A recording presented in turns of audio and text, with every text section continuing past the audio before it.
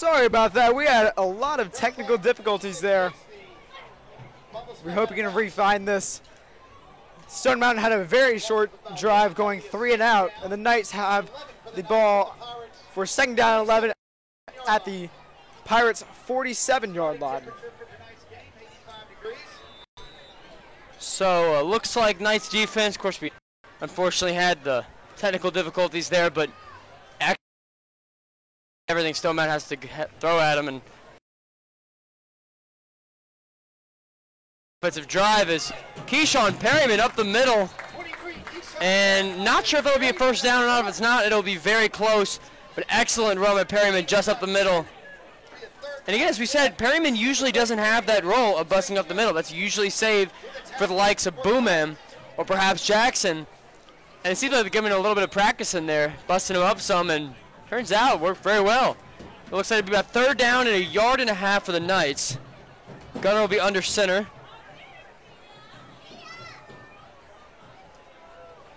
Hand off to Perryman, goes on the outside. Look at that speed. He does get a first down, and he's brought down around the 33-yard line. Another excellent run by Keyshawn Perryman. Collins on the tackle for the Pirates, but not before another pace Knights. First down. First and 10 for the Knights on the Pirates' 32-yard line. 6:51 left in the first quarter. Knights up 7-0.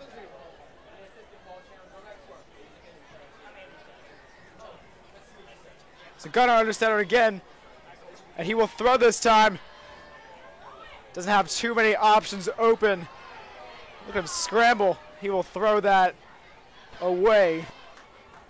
So we have a second down and about 10. If there's one thing Gunnar Falk can do, it's produce a couple miracles. And even though, of course, that was not completion, that could have pretty easily been third down and about 25.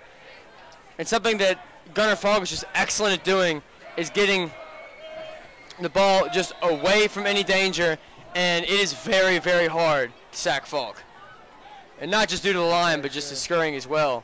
He's a very dangerous quarterback. Falk will pitch it out to Perryman again this time. And he's still showing that speed. Spin moves and gets get a first down and powering his way through around the 21-yard line. And just the Pirates are getting blown up by these blocks on the outside. I mean, hard to tell, of course, in real time as usually watching the running back. But if you look at these blocks and really see what this Knights offensive line is doing, it almost makes the running part look easy. First down. First and 10 Knights on the 21-yard line for Pirates. Clock running, 6:13 left in the first quarter.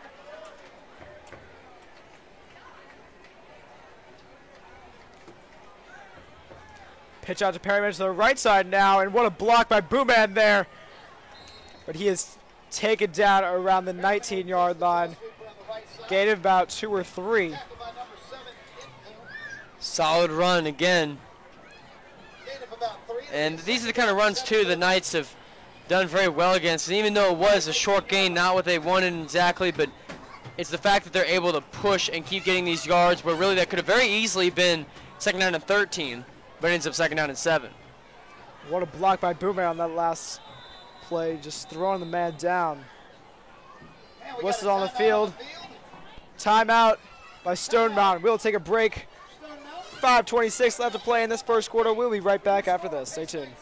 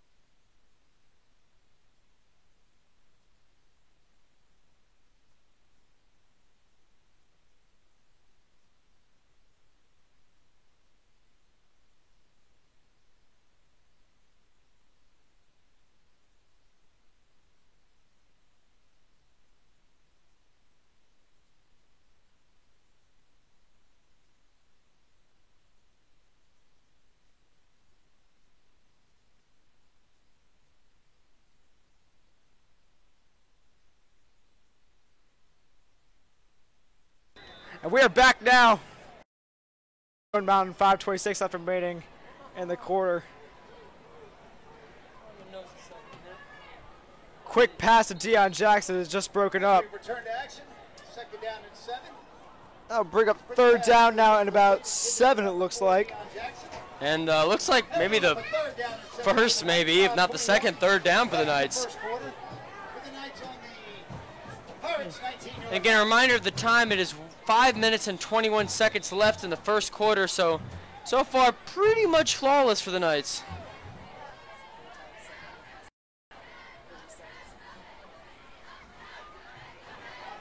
Ball's also on the 8. Pretty easy field goal. Falk will drop down back to pass again, and he'll throw it to Deion Jackson at the 10-yard line, and he shows off his moves, and he's powering his way. Touchdown number 2 for the Duke commit. What athleticism! Unbelievable! Deion Jackson jukes out a defender. The defender still latches onto him and just drags him 4 yards with a second man into the end zone. Touchdown, and Deion Jackson has a receiving and a rushing on the day. And I bet every Duke fan in the house cannot wait until a year from now when he'll be rushing around in the ACC. And this is the kind of dynamic back that you need to have, especially in a Power 5 school. Unbelievable. Mark Walters' kick is up and right down the middle. Your score now is 14-0, 5:10 left remaining in the first quarter. And one thing to note as well for the Knights, which has been a big positive, is that, I don't want to speak too soon, but in the first 2 offensive drives and defensive, the Knights have accounted for 0 penalties. And they have struggled with that over the last few games. Again, Coach Slade is not a fan of that, getting on heavily to the boys when penalties occur, and so far there have been 0. And that is something that Pace really needs, and that's a huge improvement for them. The team has 20 up-downs every Monday for every penalty they So a little bit of incentive goes a long way. It seems to have worked. Again, we might have spoke too soon. I'm just saying so far.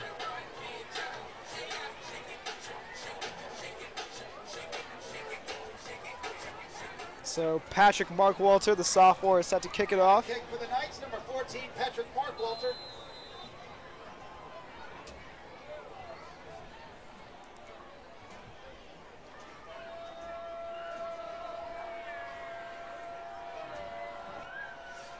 Mark Walters' kick is away, and that is a long one. To the back of the end zone, touchback. Back for Mark Walter. Pirates will take over first and 10 on their own 20-yard line. Beautiful night for high school football. So it looks like Stone Mountain Pirates will start again at a first and 10 on the 20-yard line. And again, as unfortunately we're not able to get on film, but the Knights' first defensive drive was about as clear-cut as you can get. And it looks like they're going to try to do it again. I don't even think Stone Mountain was able to get more than 4 yards on the drive. So an excellent work by the defensemen, especially up down at front. So Stone Mountain fumbles on their first play of this drive and eaten up. And it looks like it's going to be a score! A scoop and score for the Knights! Are you kidding me? Number 76 on the Knights. Hassan Hennings. Hassan Hennings with a score. The sophomore. And the sideline just exploded for the Knights. Well, Will, I gotta say I did not see that coming. Wow. I thought he was completely down. Apparently he got ripped out by all those Knights all around him. I mean, there were refs around, they saw, but apparently when he fumbled, picked it back up, he didn't have quite enough security, and honestly, that's a situation where you have to dive in the ball. You can't try to keep up and going. You can't make that play happen, and the Knights took full advantage of that mistake, and it's 21-0, and there's still 5 minutes left in the first quarter. 7 minutes in, and the Knights are up 21-0, and what looks to already be a blowout. We'll catch you back after the break.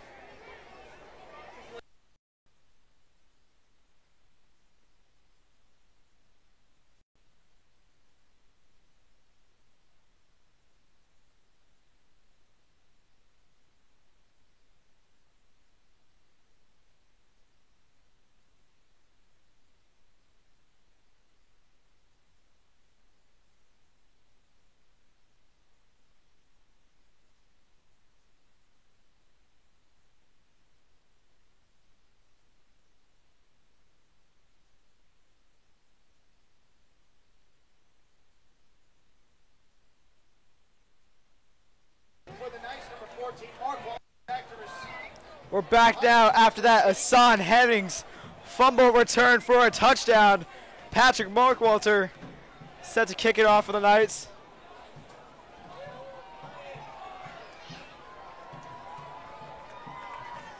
Knights fans doing 21 push-ups with the crowd.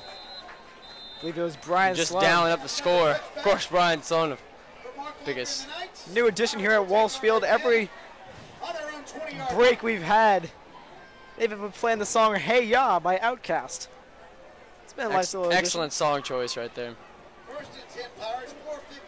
Who doesn't love Outkast? So again, just under 5 minutes. Score still 21-0 Knights.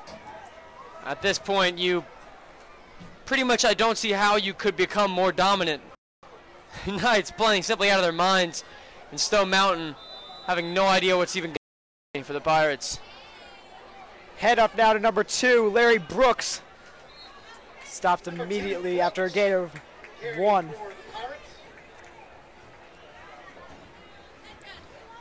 Decent tackling right there. Again, men were in the backfield before him. They need to wrap up earlier. But still, clearly not a very big gain. Looks like Hennings will get the tackle on the play, so 2 plays in a row for the sophomore, if I'm not mistaken. Jabez Long takes it back to throw it and is nearly picked off by Scott Levin and Parker Spillers. Just incomplete. 3rd down now. Very, very close to an interception, and likely could have been taken to at least red zone there, but this is a very risky pass for Stone Mountain. Not sure why they chose to go there. He was being double teamed. That's just really tough to get a pass like that off. But the good news is that because of that, this Knights front 4 is busting through the line so quickly that the quarterback just doesn't have any chance to make any plays. Jabez Long again in the shotgun. He will throw again. Deep this time. And just overthrown. He was looking for number 7 there, Thomas Incoom. Looks like Rain Watkins was covering. And that looks like it's going to be 4th down again. 4th down and 8. And the Pirates will be the punting team. So once again, not too much on the Pirates' offensive side. And the Knights are going to get the ball back up again. That would be 28 points in a quarter, which I know Pace hasn't been around for much football, but I'll be shocked if that isn't a record for most points in a quarter. If they score him this before the time runs out, but punt almost blocked. Incoom, who was the receiver on the last play, is the punter on this play. Decent punt. Going line drive into Knights territory. Bouncing out of bounds around the 45-yard lines.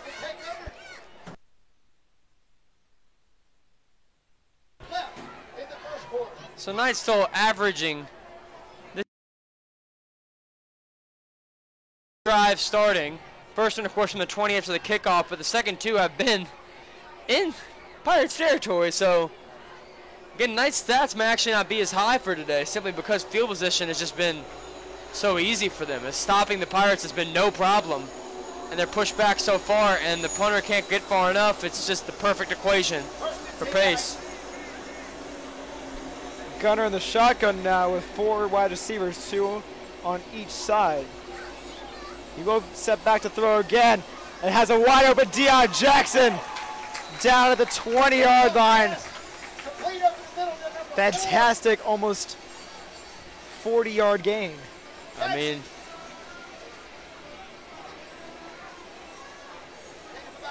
25 yards in the play, actually.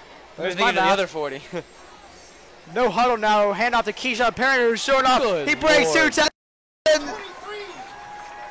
I'm afraid he couldn't have breaking more tackles. Keyshawn Perrin tackles. And what I was saying about a record, Nolte, may have been set there. Honestly, I can't remember the last time that Pace we on track to score points as these. And 27-0, and we still have 4 minutes left in just the first quarter.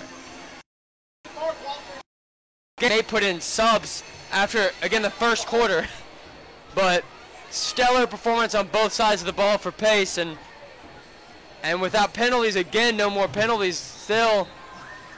I honestly really can't find a single thing to critique right now about the Knights other than simply instead of getting 8 yards, why don't you get 9? First quarter, your score on pace now 28, Pirates 0. It cut because we had to reset everything. We'd like to take this time to recognize our We will take a for kickoff. 3:50 left remaining in the first quarter. We'll be right back after this.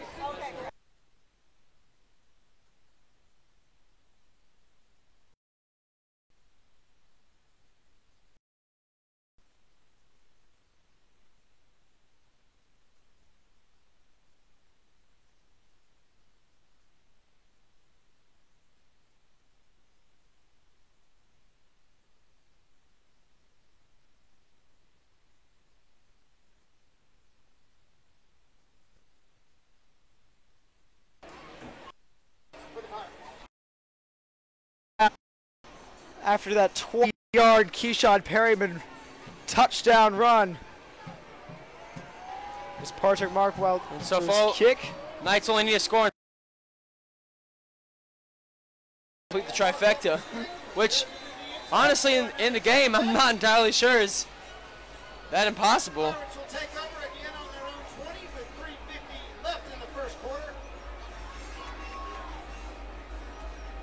So now the Pirates will see if they can get anything on offense.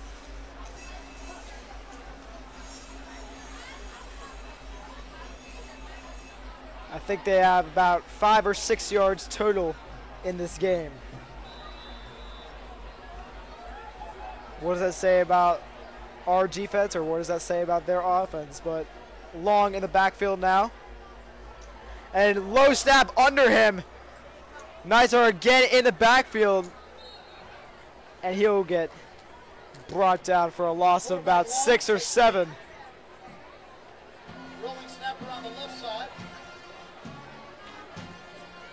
Loss of about 5. Maybe 6. Second down is 16 for the Pirates. 7 Jordan Payne there on the tackle. So looks like the rushing game has been a little difficult, or doing anything remotely but protecting the quarterback. As you said, it is second down and 16 at the 14, and Handoff now. That was number 2, Larry Brooks.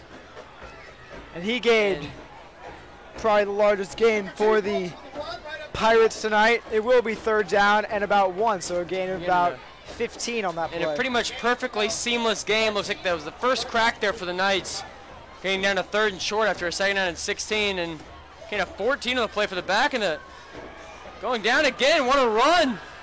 Brooks And Pace again. will stop him. But pretty impressive. Larry Brooks, the running back, the senior, 5'8", 180 pounds, and quite impressive 2 runs in a row from Stone Mountain, trying to make any sort of breathing room in this game, as it, again, could almost be over already, 28-0, but Pirates are still fighting. They're trying to keep in this game, and you never know.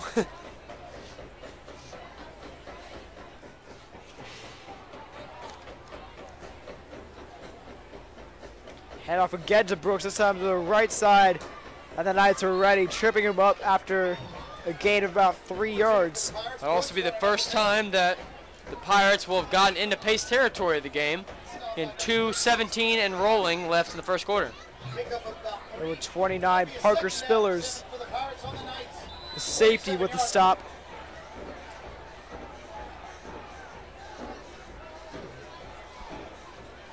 So second down, about 7 now. It looks like Coach Slade took a timeout. Timeout on the field. And we'll take 1-2. Your score 28-0, minute 58 left in the first quarter here at Walsh Field. Left in the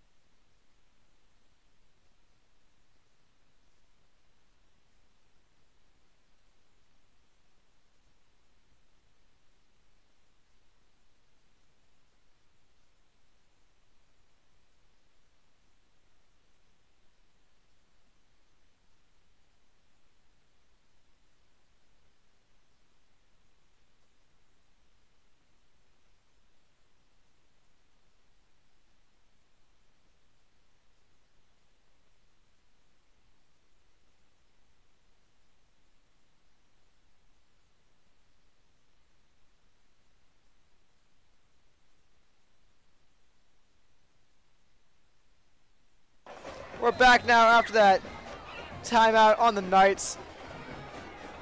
After those 2 long runs from Larry Brooks of Stone Mountain. Pass now to number 8 on Stone Mountain. Has a first down, and he's knocked out of bounds around the, looks to be the 34-yard line. And again, a score here for Stone Mountain would maybe even put him back in this game. Like, very surprising. It looks like the Knights are putting back in most of their starters with Andrew Thomas and Jamari Salyer coming back out, both a nose guard. And Stone Mountain actually hitting back a little against the Knights.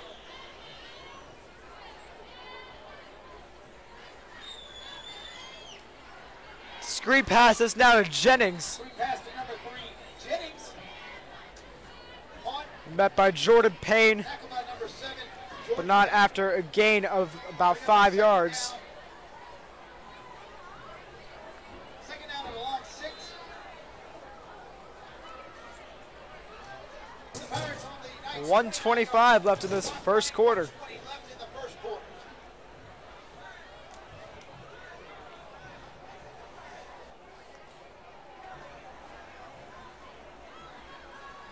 Here's Long again, set to throw. And it is picked up by Rain Watkins, the honorary Wow. captain of the night. What an athletic catch.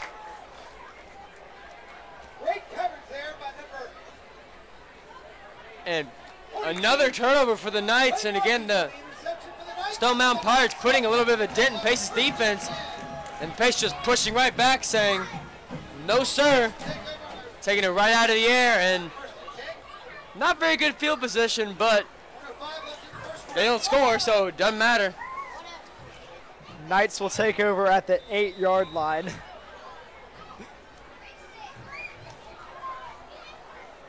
Then again, the way their offense has been playing, I wouldn't doubt if they still scored on this drive.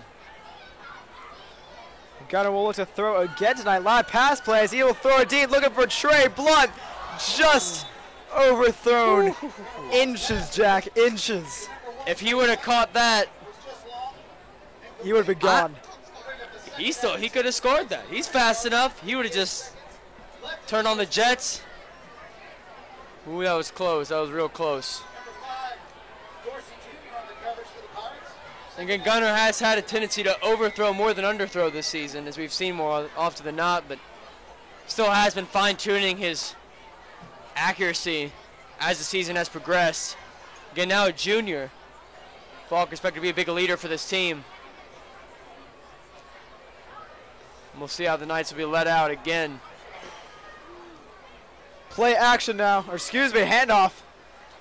That was my bad. Keyshawn Perryman gaining about, must be about 6 yards.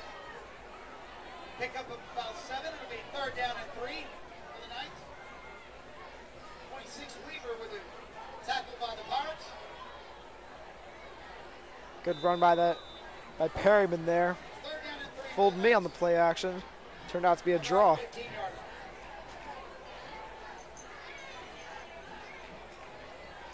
Same formation now. This time it is a handoff to Perryman, who cuts to the left side, has a first down.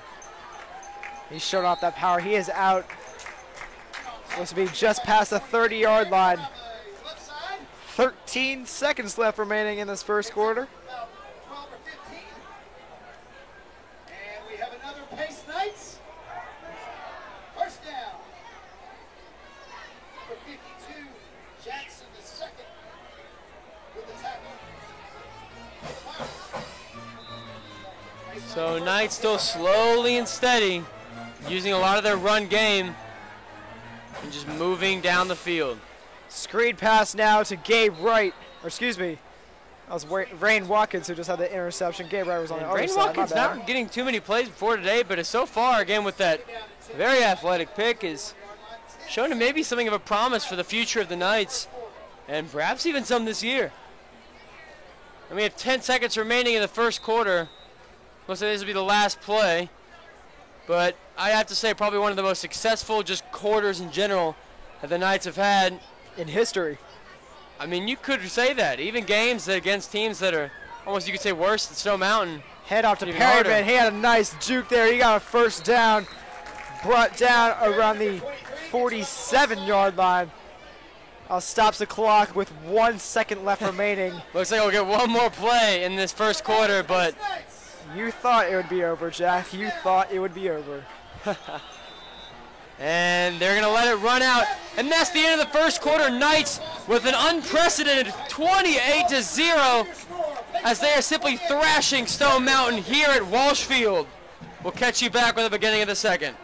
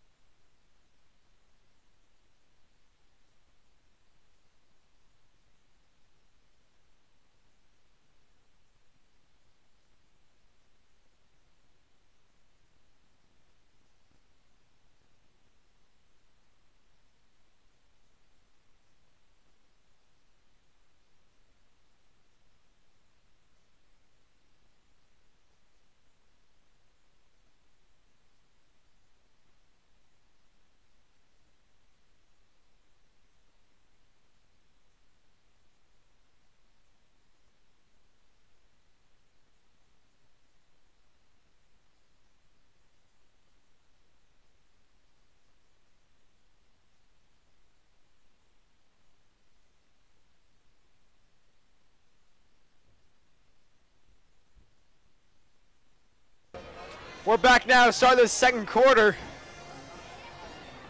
Head up now to Booman. Booman showing his power, showing his speed.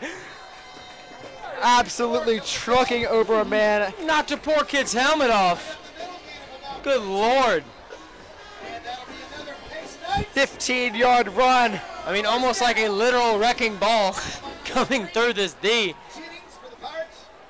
And it's just, I mean, imagining Stone Mountain's team and their coaching, it's just, they have to prepare for kids like this, and it's just so hard to do that. And it doesn't look to be working that well at all for him. I remember the first time Booman got put in at running back. It was against Holy Innocents my freshman year, and they had no answer for him. Quick pass now is just underthrown right behind Rain Watkins. He had a lot, and I mean a lot of room as the Pirates brought the blitz. Watkins was in the end zone, already there. That was a very easy opportunity and just, again, just not thrown correctly. But again, the Knights are likely to score again here, which of course if they did, it would be 35-0. And again, I'm even trying to remember the last time the Knights even scored this much. I think it was last year against, who was it? Maybe Kip scoring 56. Of course, also letting Kip score in the high 30s, but still a solid win. Hand off to Booman again. He's showing his speed. He has a lot of room to the left side. He's to the 10-yard line, and he is tripped up just around there, maybe the 7-yard line. And probably one of the longest runs in Booman's career right there. Of course, known for being up the middle, a power runner. You may not think of it, but the kid really has some speed getting on the outside, and a lot of people don't predict that as much because they see him as the big running back. But when a kid like that has speed, he's so hard to stop. Well, looks like the Pirates did get the stop here. Still gets a decent few.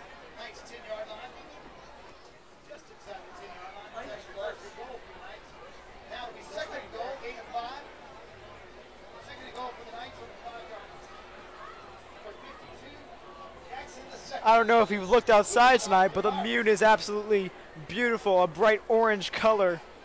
And it is hanging right over Walsh Field tonight, right above the tree line. Absolutely beautiful scenes right now. Back to this game.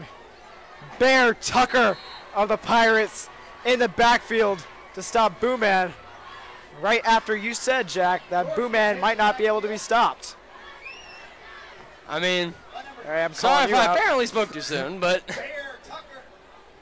I mean, again, I know very well that Realist is still difficult to stop regardless of last play. On our roster here, it says Marquez Tucker is also known as Bear Tucker. So there's an explanation for his nickname. Fantastic defensive tackle for this Pirates team. Knights lining up in the I formation on this 3rd down and long. Handoff again to Booman. Wow, looks like the Knights were able to get stuffed right there. So Good pretty goal line impressive stance. defensive work by the Pirates. Surprising is, again, Booman getting the 15-yard rush to get to about the 10 or 9-yard line. It was 1st and goal. And the Knights getting nothing as they got in the red zone, 4th down and 5 on the 5. And pretty obviously will not go for it here. But we'll go for the chip shot field goal to take it up to 31. And Mark Walter has been pretty impressive so far in the season. This looks to be just about a 22-yard field goal for the sophomore. Kick is up. And that's easy. Totally in. 31-0 is your score here, Knights fans, as Pace is dominating Stone Mountain. We'll take a break. We'll be right back after this break, after that 22-yard field goal from Mark Walter. We'll be right back after this.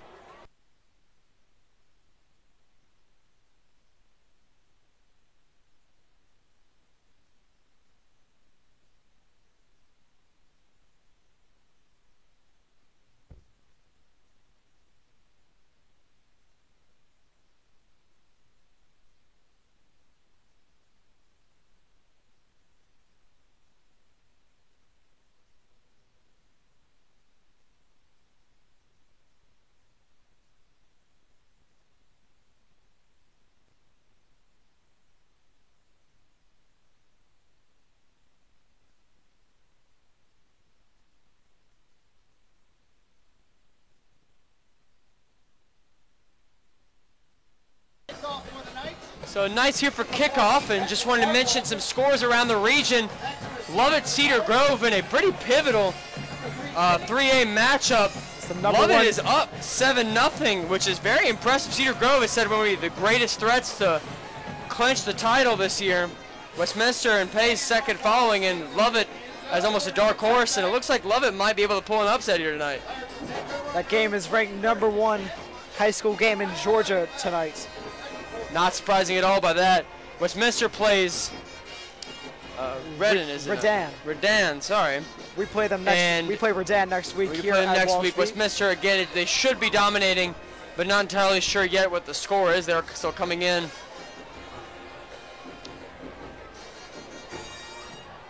So 1st and 10 for the Pirates on their own 20-yard line. It looks like Pirates will start 1st and 10 from their own 20.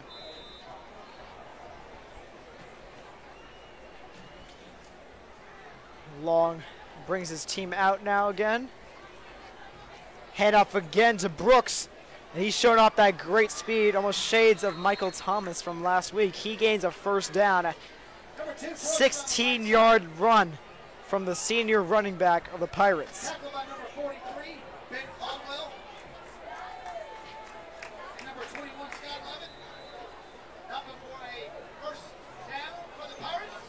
1st and 10 Pirates on their own 36-yard line.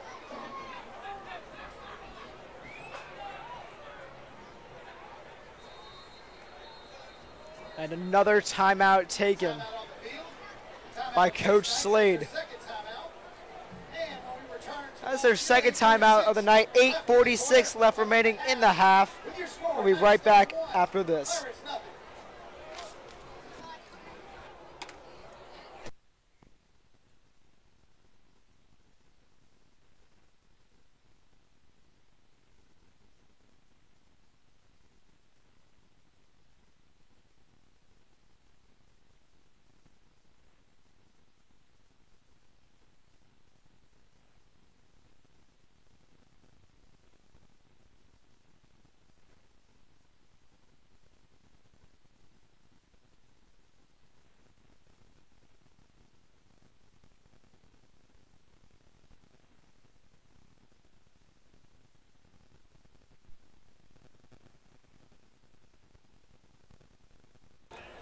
We're back now after the Knights took their second timeout. GAC is currently leading St. Pius 9-0 in the 1st quarter still. Very Handoff impressive to win that would Brooks. be. Brooks is showing off his athleticism, juking out 3 guys and pulling almost 3 more. He's still going. He gets to around the 43-yard line. What a run by Larry Brooks. And on a 21-yard gain for the Pirates. 21-yard gain. And 20 of those coming after The 21, first and 10 Pirates. the first hit. And unfortunately, it looks like that is back to the pace tackling of last week of just you have to tackle backwards when you're on defense. You cannot tackle forwards. That was almost 15 yards gained simply by letting him get pushed forward, and that's just unacceptable as a defense. You have to be able to block that back and get them back into their own territory. Again, of course, the score is still what it is, but the Knights need to maintain their discipline as they finish out this game. And Brooks only gained about 2 yards on that last run. So 2nd down and 8 now from the 42. 8 minutes left remaining in the half.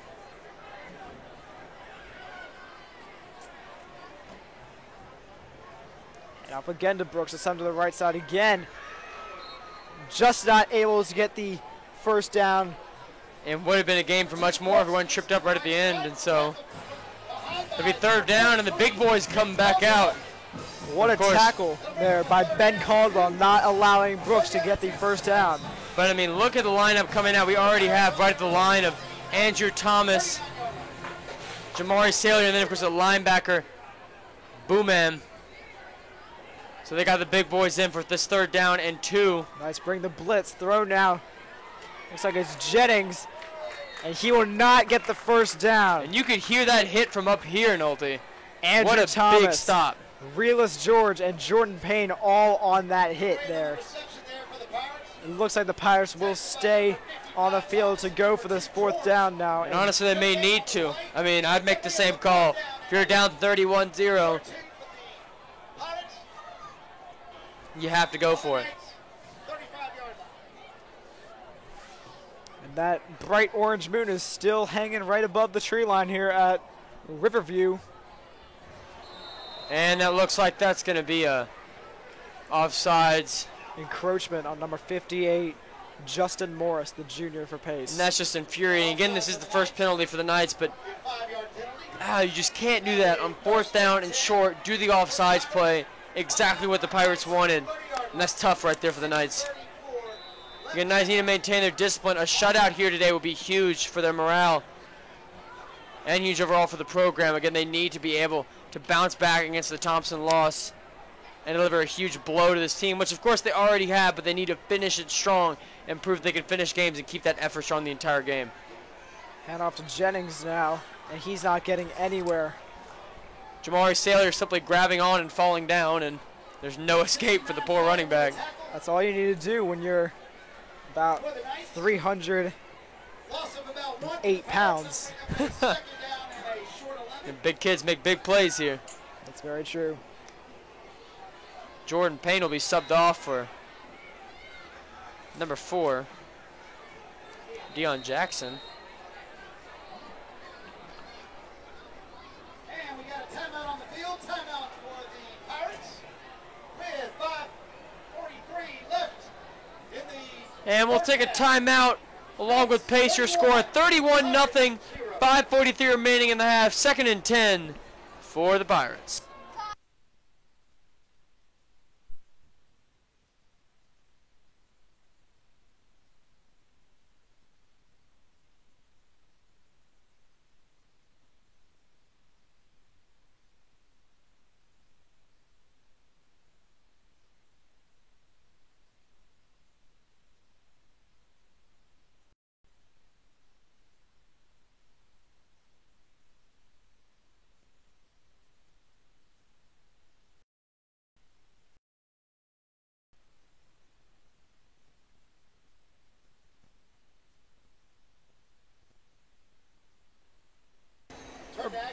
We're back now after the Pirates took their 2nd timeout of the half.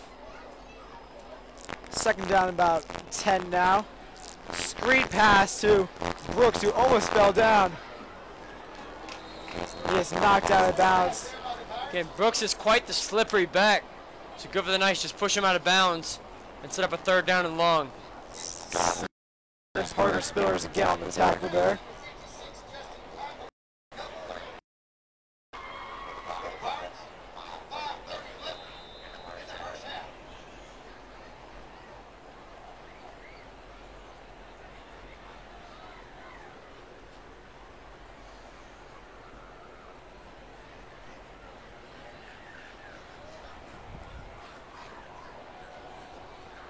Pass now is almost intercepted by Scott Levin. It's complete to Jennings for a gain of about 9 yards. First down for the Pirates. 5:20 left remaining in the half.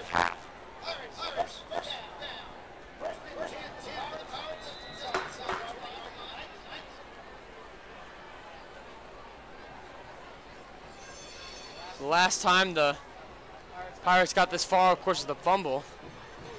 Brooks is in the Wildcat, and he'll run it. He's showing his power. He gained about 7 yards there. Knights finally pushing back.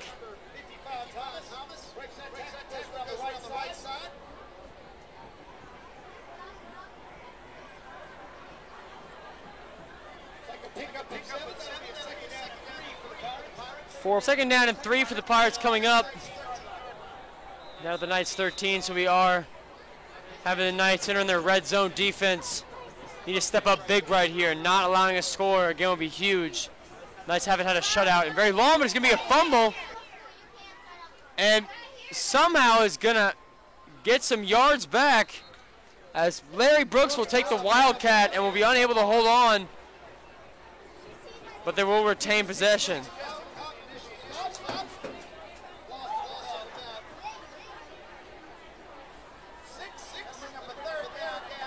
Excellent job by the Knights getting in the backfield there. 3rd and 9 now with about 4 minutes left to play in the half.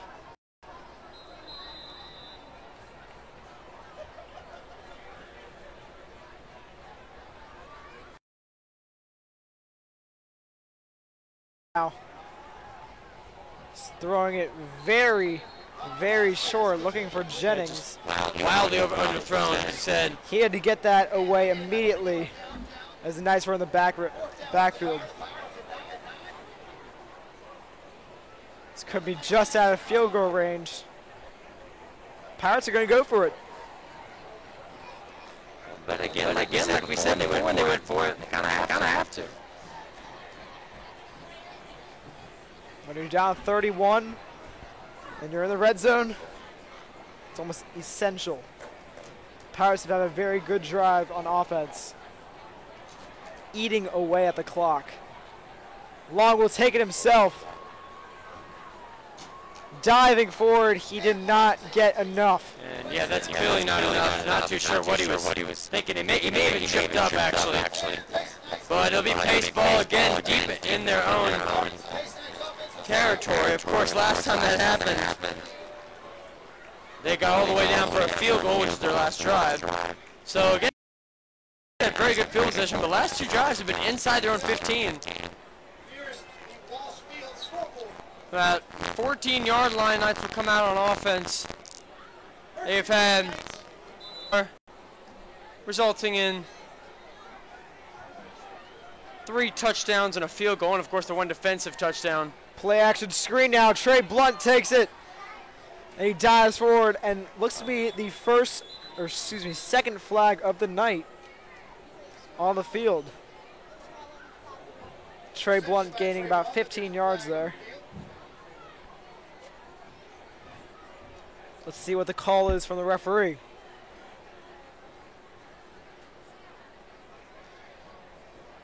And it looks like they're going to be holding for the Knights. But again, that needed to be a big block. Andrew Thomas tried to push down the Pirate defender, but wasn't quite able to as hard as it seemed to be. So Blunt was able to be caught.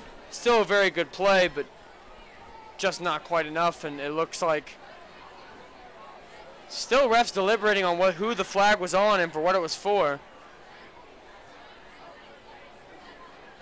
And it looks like it'll be on Stone Mountain, and that'll be a good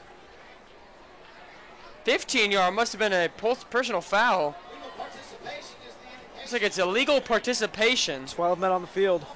12 men on the field. for the Pirates, so Knights get a big gain and the penalty. And already now at the 42-yard line after essentially 2 plays.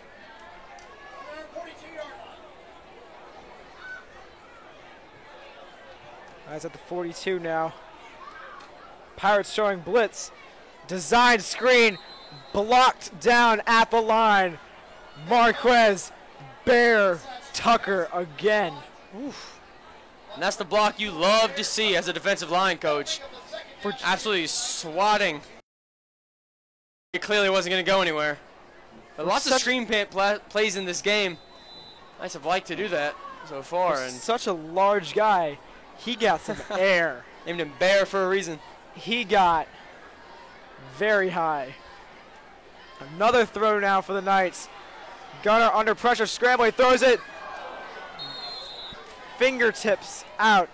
And it looked like he actually could have got it. Williams jumped, looks like too early for the ball, and coming down, tried to go back up again, and it was just too high for him. So could have had a big catch there, not quite. And it's going to be a surprising 3rd down and 10. And we'll see if the Knights are able to pull it out. Again, 3 minutes, 3 seconds remaining here in the first half. After scoring 28 in the first, Knights have scored 3 so far in the second. Pirates have played significantly better going into the second quarter. 8 away at the clock on that very long drive. Of course, ended with nothing for them.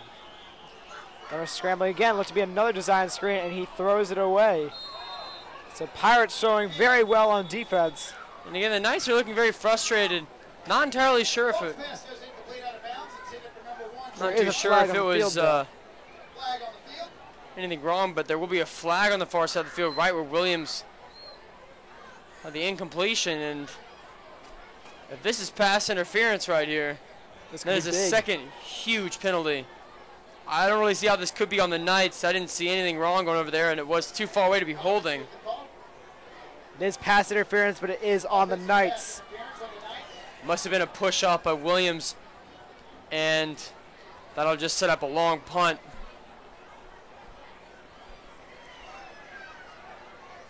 And looks like the Knights are back to where they were in the first place, 15 yards. First big penalty of the night for the Knights, but actually, sorry, I was mistaken. It will still be 3rd down for Pace. 3rd down and 25.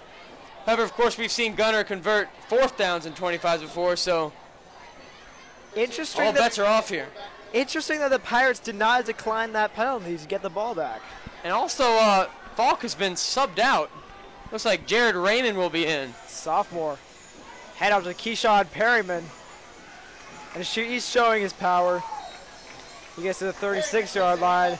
Not enough. He would still need about, oh my goodness. Only about 7-ish yards, but just probably did it to run the clock.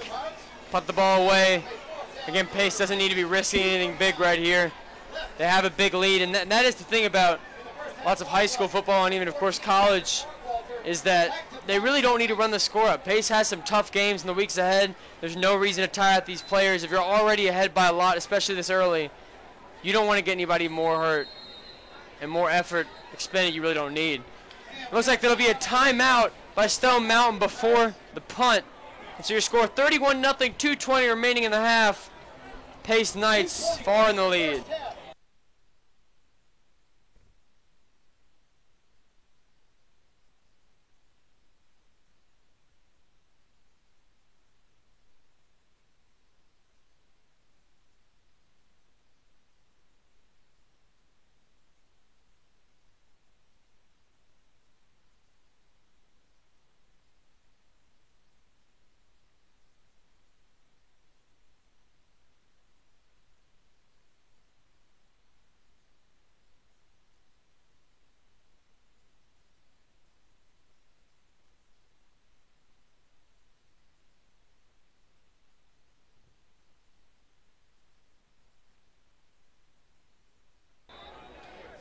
Fourth down now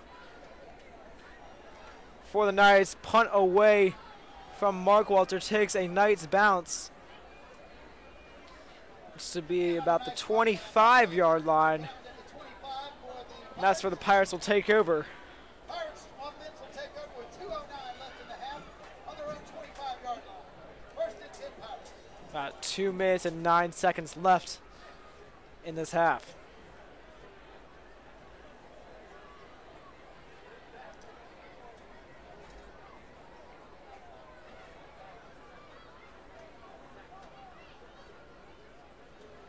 Long leading his team out. Let's see if the Pirates can get a 2-minute drill and get some points on the board before halftime.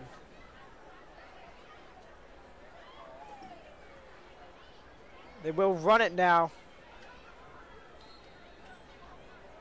It looked to be number 33, Max St. Just.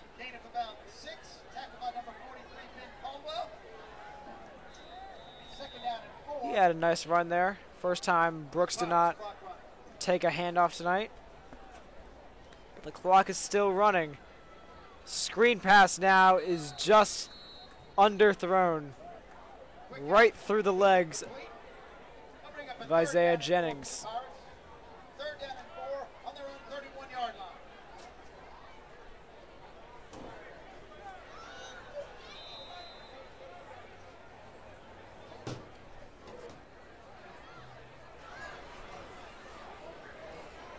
We're getting 1:41 left, 3rd and 4.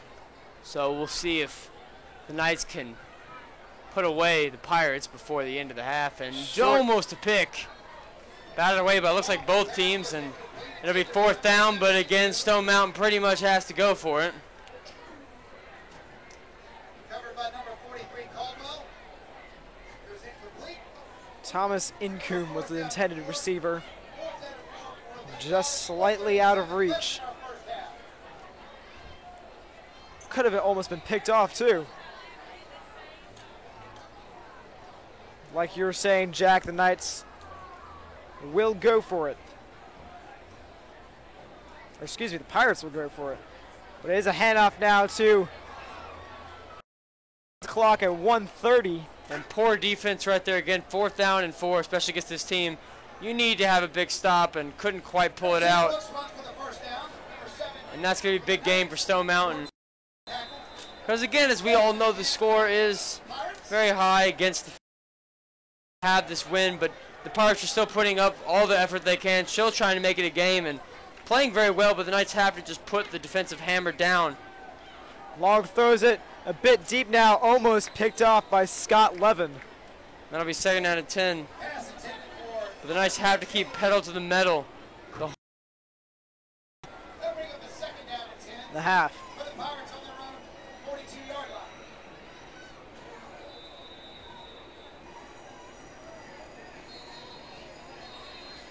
Timeout now on the field. It will be taken by the Knights. That's their final timeout tonight.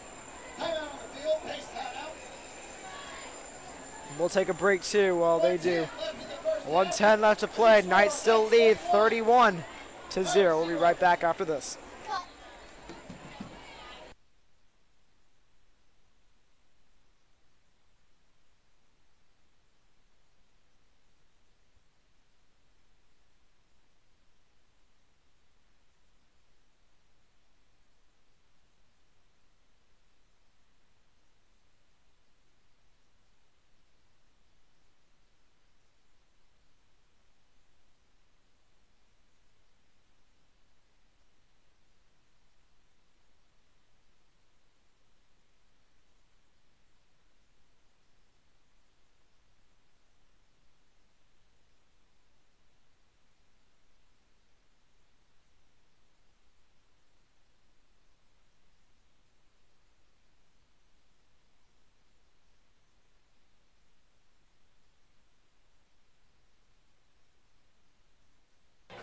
We're back now after that Knights final timeout.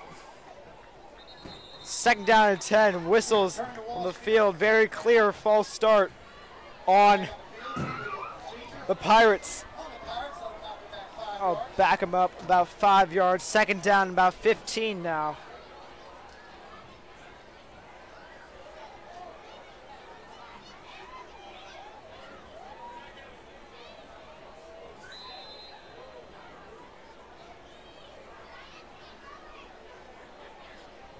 Second down and 15. Second down 15 for the Pirates. 1:08 left to play in the half.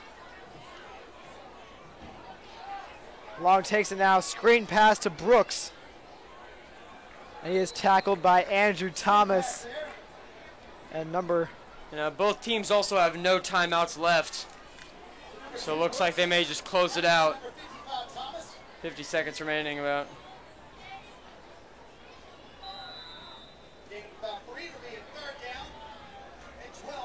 Just so far, I'd say this has been a very good half, Will. It has. Very good first quarter. First quarter dominating. Again, second is slowing it down. The Knights are also trying out new plays, trying out new strategies, new sort of schemes and what they may do in more difficult games. It's very smart of them to go ahead and do that to prepare themselves for later on. Long now looks to have taken it. Still did not gain anything on the play. And it looks like that may be the last play of the second quarter. And it will. They'll let it ride out. And your score, 31-0 at half. Pace Academy almost running away with it against the Stone Mountain Pirates. And we'll catch you back after halftime.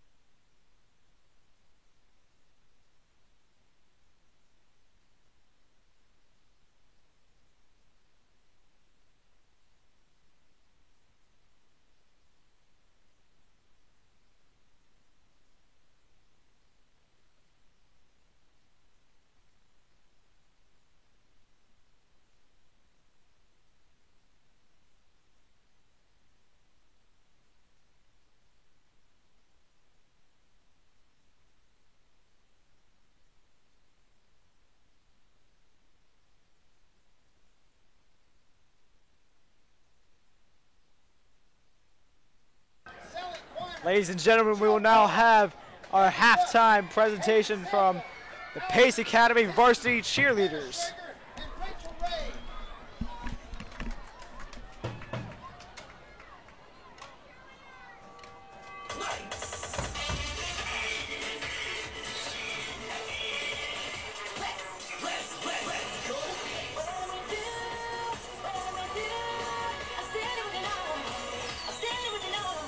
Stand up.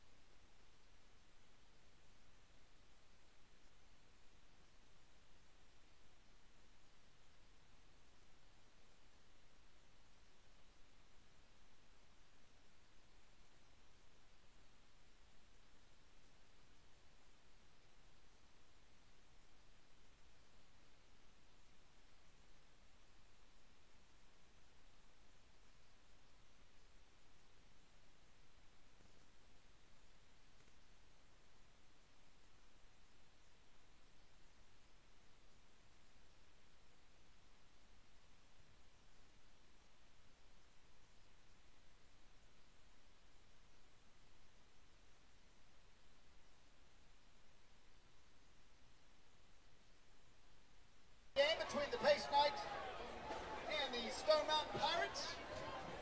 Knights will be We are back now. We are set to kick off this second half. Knights are leading 31-0 over the Stone Mountain Pirates. halftime show. My name is Will Nolte. I am joined here by Andrew Neville. As we get ready to start the second half here, it was a good first half for the Knights, and could be an understatement, as they've sort of looked good in every facet of the game. Sort of expected coming into the day, but good to take care of business as always. You're absolutely right. Let's hope the Knights do not get too cocky with this 31-point lead. Yeah, as it is always important to keep your focus, especially here in the second half, Stone Mountain probably coming out trying to stay in this game.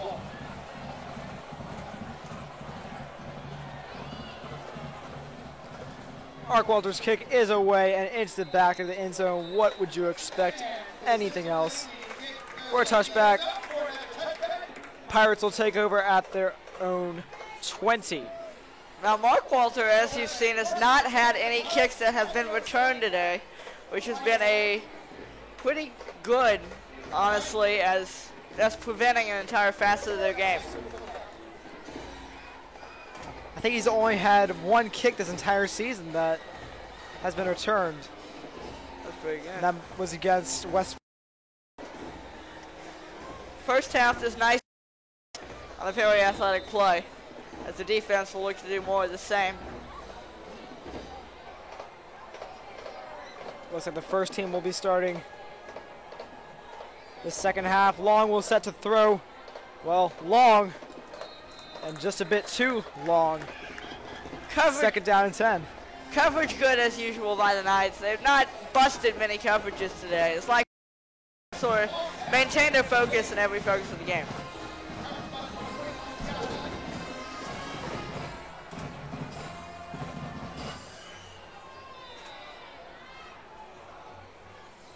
Jabez Long has just not been in touch with his receivers all night.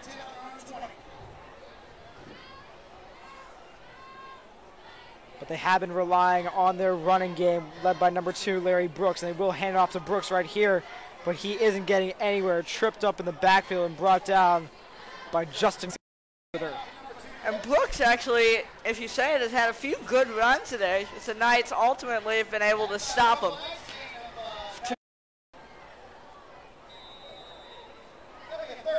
Keeping them off the scoreboard in the first half. It'll be a third down here. Brooks has been sort of inconsistent tonight. Either he's going to break out for a 15 to 20 yard run, or he's going to have a 1 yard run like he did on the last play.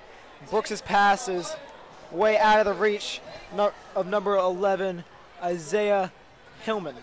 There was another pass by their quarterback that has gone a little wide. He's been a little inaccurate today. Part of that's due to the nice coverage, and part of that's due to the fact that his accuracy has just been a little off. As Wayne Watkins will get back to return this one. Not showing much respect to the punter, only standing like the 41-yard line.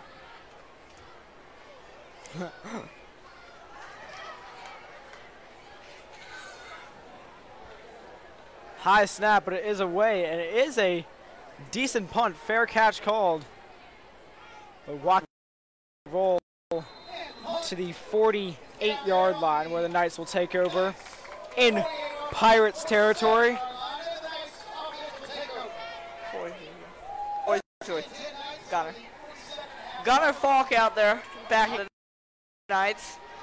Miles Brothers, Jared Raven played the last play of the first half, but Gunner's staying out there, trying to make the game some confidence, as he's had 2 little bit rough games in a row, trying to gain some confidence for next week against Redan, who's playing Westminster tonight.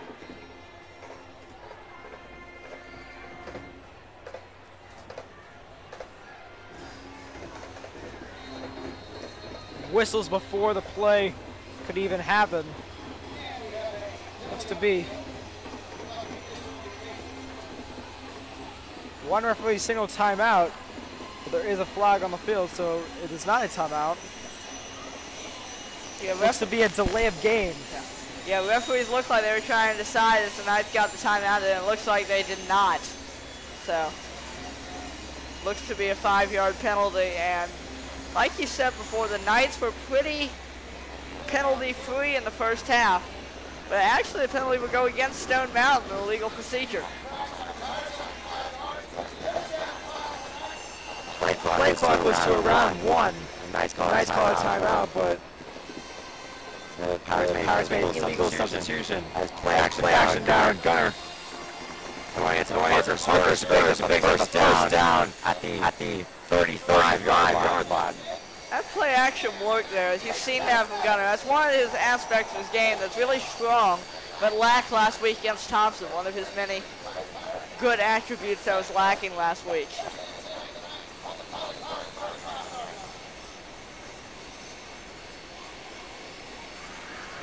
He will line up under center, which he has done a lot. This time there actually will be a timeout. It is taken by Stone Mountain. We'll take a break. 10:42 left remaining in this third quarter. Score is 31-0. We'll be right back after this.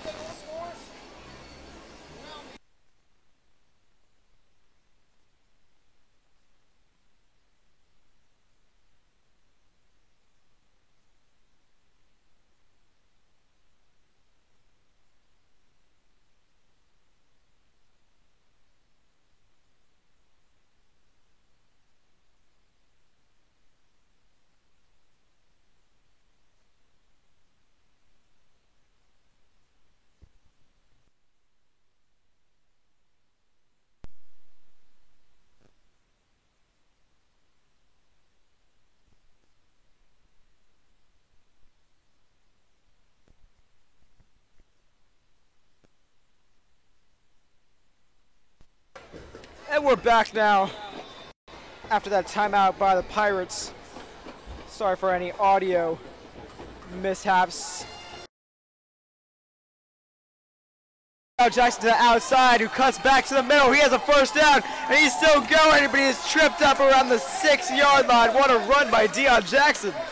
Deion's had a lot of those runs today. Very encouraging for the Knights this week. Hopefully he'll keep on carrying that in the rest of the season, as he already has a rushing and receiving touchdown. And he's busted off multiple runs, evading tacklers like a video game.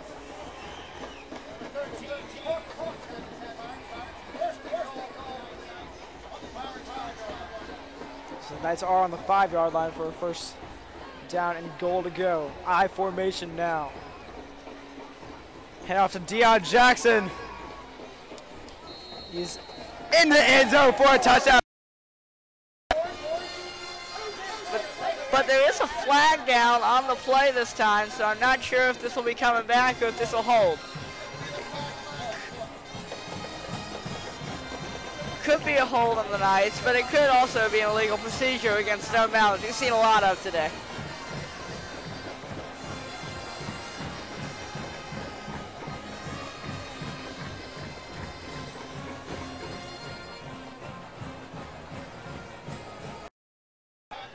Unsportsmanlike conduct on Stone Mountain. Penalty is declined. Touchdown, Deion Jackson. And that penalty will sort of all but assure another touchback, as the Knights will get a kickoff from about the 45-yard line of Stone Mountain. So Jack Ferguson on to attempt this extra point. He's a backup kicker. He did kick against Hapeville and did a fine job. Boots it up and good. Very good kick from Ferguson there. Adding an extra point for the Knights. Score is now 38-0. We'll be right back after this to continue our third quarter. 10:07 left remaining in the third quarter.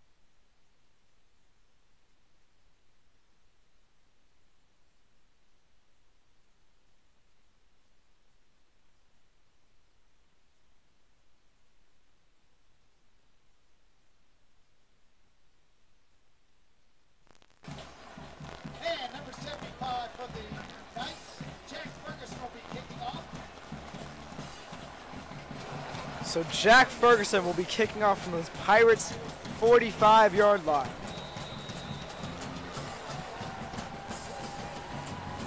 His kick is away, and it is a good one into the end zone for a touchback. New kicker, same result. There's another touchback for the Knights. That one aided by the fact that we were kicking off a Pirate 45-yard line. As Pirates come back out and try to muster some more offense, which has been hard to come by here in the first half and 2 minutes. I'd say if they want anything, they need to stop throwing the ball. Their passing game is not working in this game. Only minor consistent offensive element of Larry Brooks today. They're running back number two. As he's busted off a few good yards from the Knights and mostly held him in check. It is a handoff to Brooks to the right side now. He's still going. He gets a first down.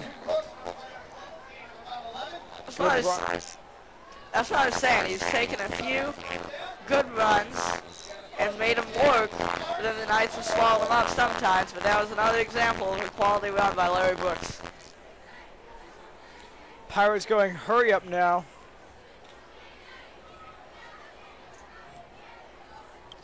Bad snap, it is behind Long. There's a pile up. There, well. And Long looks to have jumped right back on it, but that was a loss, about 10 or 11. And that's about the third time that's happened today. Their center has not been the most accurate today. Of course, one of those times ended up in a Son Headings fumble return for a touchdown. Definitely. Another all right snap, but quarterback does hand it off to Brooks, who muscles his way forward. Still second down and about 14. And he made up some of that yardage, but those bad snaps can really be drive killers. As like I said, Larry Brooks had broken off runs, but then those have been offset by bad snaps a little later. I think it was a bad enough snap that it was a direct.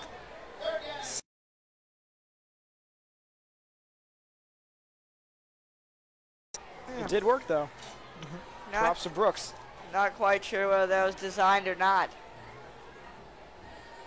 Long will throw it, and it is complete now. Wide open, number 7 of Stone Mountain. He is all the way into the end zone. Touchdown, Thomas Incoom. And right as I say that the Pirates should not throw the ball for the rest of the game, they just get a passing touchdown.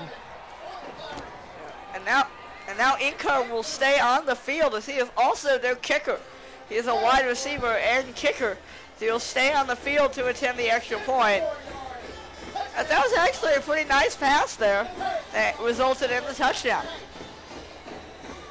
A little bit of a duck, but the Knights probably had a chance to bat it down, but ended up being caught in a nice catch there and run into the end zone for Incoom. Incoom leaped very athletically to get that ball. And he could have run right back to Stone Mountain without being touched. He had all the room in the world in front of him. Fumble on that extra point. No good. Score remained 38-6. 8 minutes, 18 seconds left remaining in this third quarter. We'll be right back after this break. That time wasn't even the...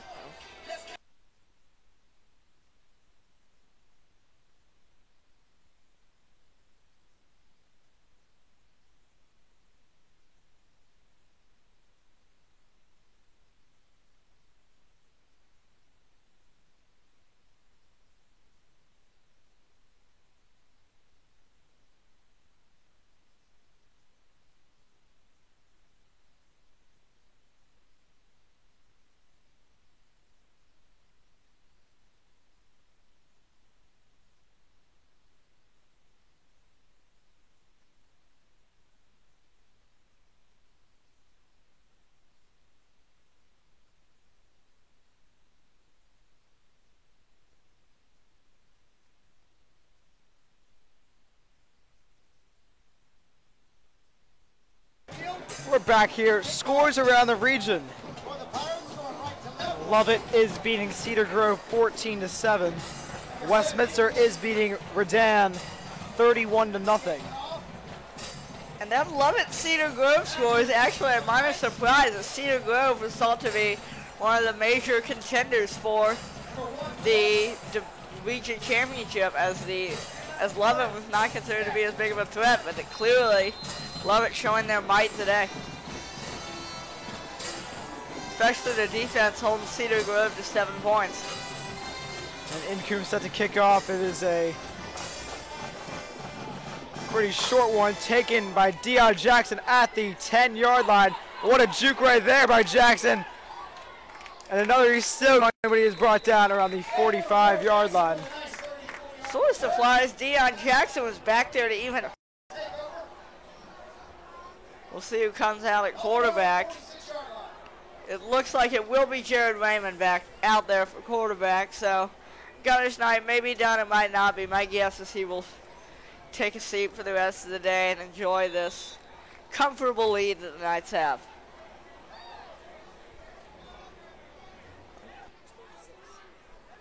Perriman. No. Run now by Keyshawn Perryman after a gain of about 11. What speed. All the way to the left side, gain of about 11.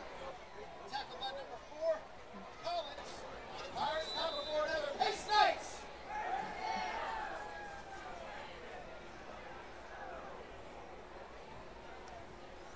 Hand off again to Perryman, but this time he won't get anywhere. Marquez Bear Tucker with the tackle.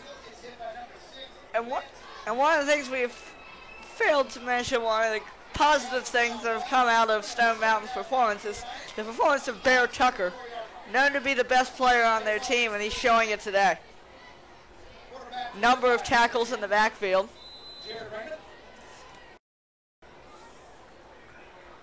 Stuffing Knights running backs is Perryman. Down in the backfield. Perryman takes the toss. Perryman gained to be about 3 or 4. This one looks to be coming back, though, as it looks to be a hold on the Knights. I'm not positive, as I've called many penalties that have not been accurate today. So we'll see. No, it is actually an illegal procedure false start on the Knights, so it's only 5 yards instead of 10, which if you could take a positive out of a penalty, that's it.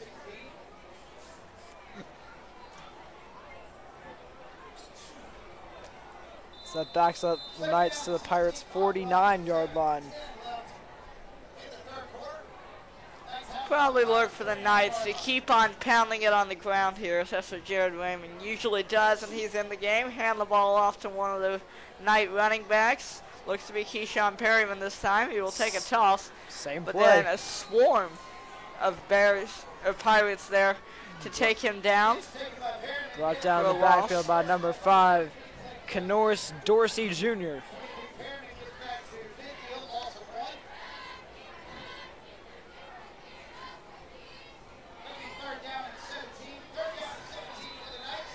Be a 3rd and long, which would seem to mean, with this big of a lead, the Knights probably not going to risk anything. Run the ball, pin them deep in their own territory, or do you just let Raymond sling it? I definitely want to see Raymond throw the ball, as he has not yet this season. He will. Throw is almost picked off, and that's not what you want to see. It was just underthrown short of Ryan Mazer, the junior, excuse me. Trying to fit it into double coverage there. 2 white shirts right between where he was trying to throw the ball. So it'll be a punt for the Knights. Not the end of the world, though, with the score 38-6. They were able to run a few minutes off the clock, which continues to be a good objective for him here, even in the 3rd quarter. Let's see if Jack Ferguson, the punter, can put the Pirates in a poor field position. Gunnar Falk did very well 2 weeks ago against Hateville, notching 2 punts inside the 3-yard line on different occasions. It's been one of his strengths. Our special teams, the flag comes flying in. The punt will end up being a pretty good one. Fielded and tackled about the 20-yard line.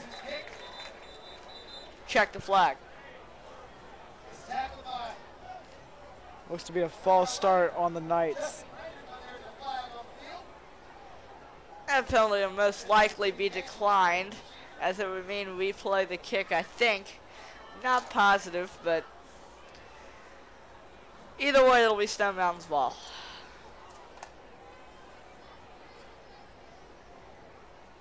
It will still be 4th down. So Jack Ferguson will see if he can get a better punt on this drive. Ferguson could probably do better than this last one, trying to pin him even deeper. Now he has 5 extra yards to work with. He can try to boom this one and get it inside the 20.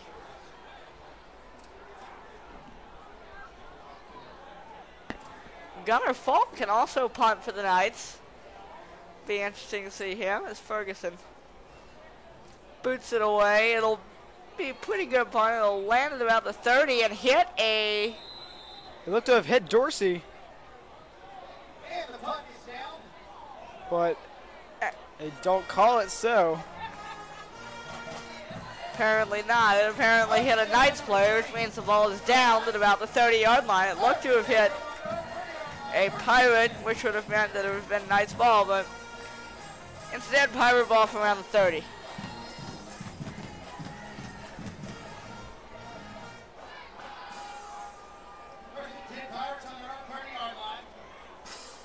Defense looked pretty good. That's sort of the one thing that happened too, is Hapeville had that 92-yard touchdown early in the game and then nothing.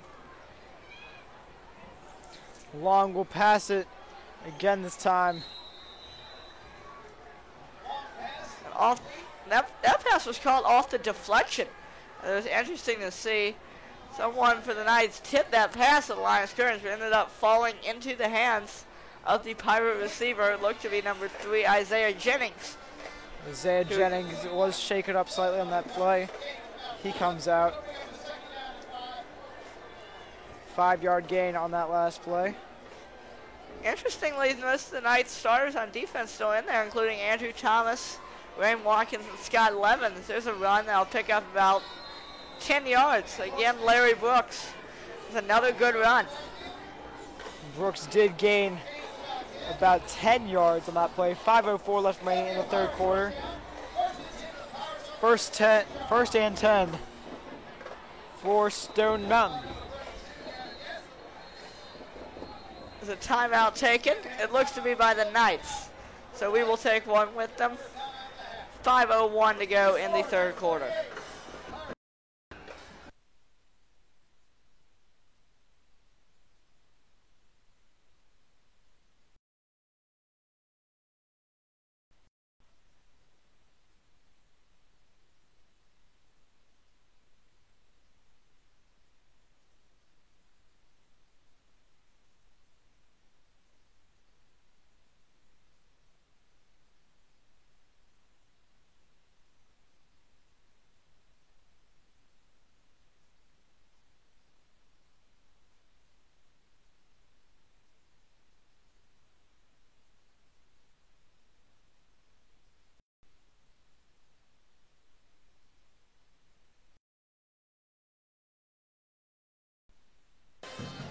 We're back now after the Knights took a timeout. 1st and 10 for Stone Mountain at their own 46. Hand off to Brooks, and oh my goodness, Andrew Thomas was in the backfield immediately. Lost about 5 yards. Like I said, sort of surprised they're still in the ballgame. We'll take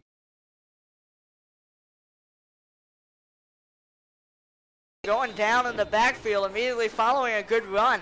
So showing inconsistency that he's shown all day.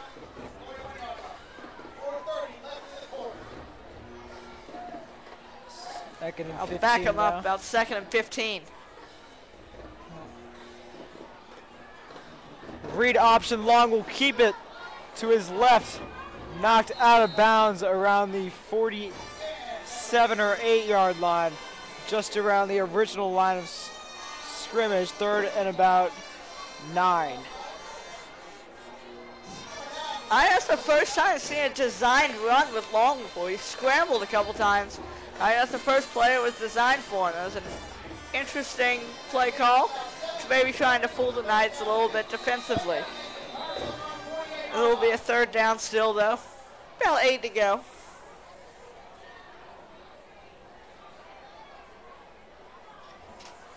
Here's Long now throwing it. Screen pass to Brooks.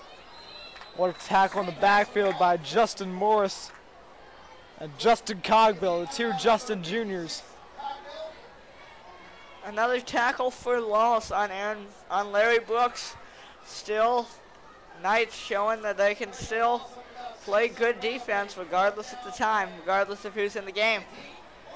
As it will be a 4th down, and they will send the punt team out. One of the first times today, not trying to go for it. Down 38-6 with 3:09 to go in the third quarter.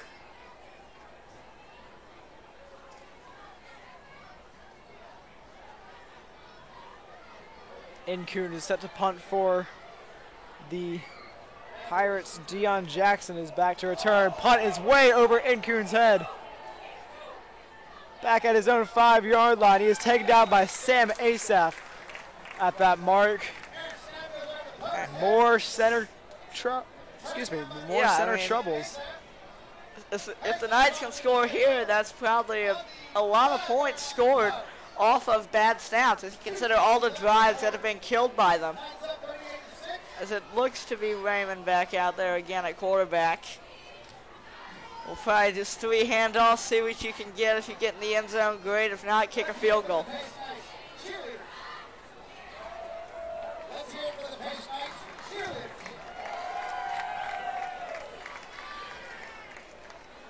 Knights will probably just take their time here.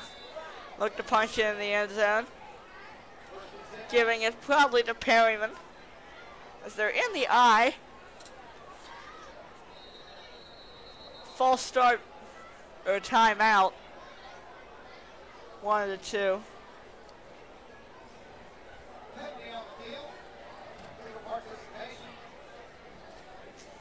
Actually will be on the Pirates. Another illegal substitution. 12 men on the field for the second time tonight. That puts the Knights to around the 2 or 3 yard line. Same play, handoff up the middle. Still powering forward. He looks to be in the end zone. Touchdown! Knights, Deron Moore, the sophomore. That should make it 45-6, assuming he can hit the extra point. That's one of the better pushes we've seen out of the Knights today, is he just pulled the pile forward in the end zone. Looks to have he stopped at about after a yard, then he kept on pushing and ended up taking it in the end zone.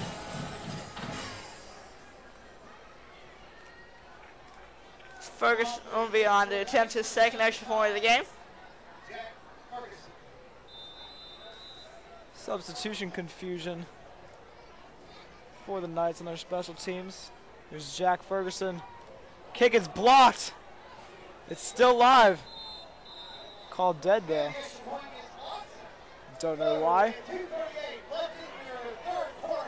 2:38 left to play in this third quarter. Scores 44-6. We'll be right back after this break for kickoff.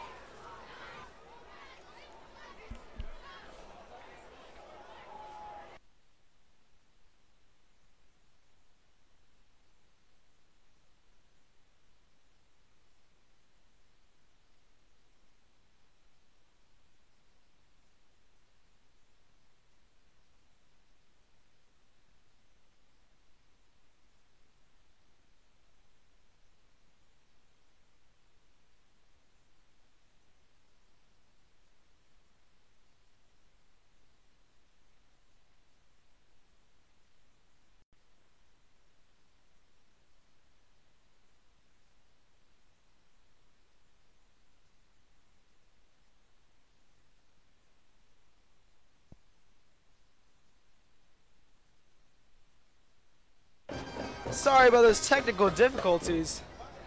Again, for the second time this night, we apologize. Stone Mountain had a long return into Knight's territory.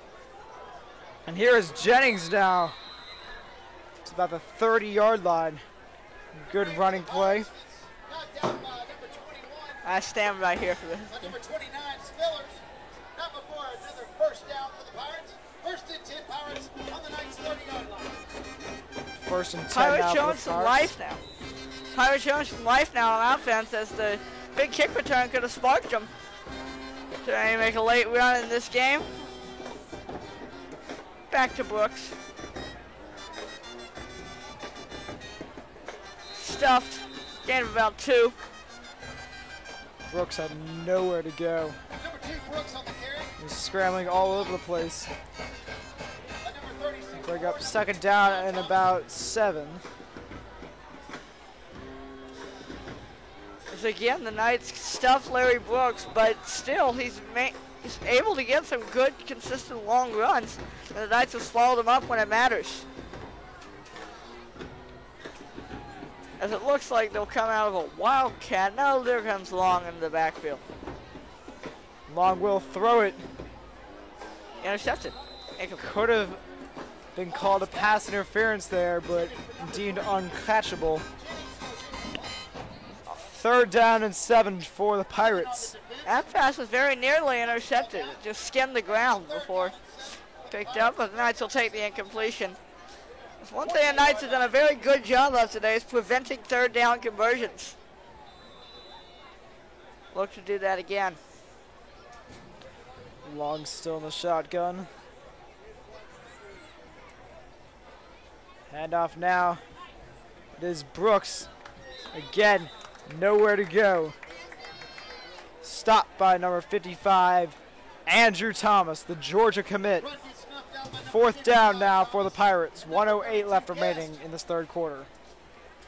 It's mainly been his meaningful runs, like the third down, fourth down runs that Pace has been able to stop Larry Brooks on. It's been like first down or second down he's been able to get his consistent yardage.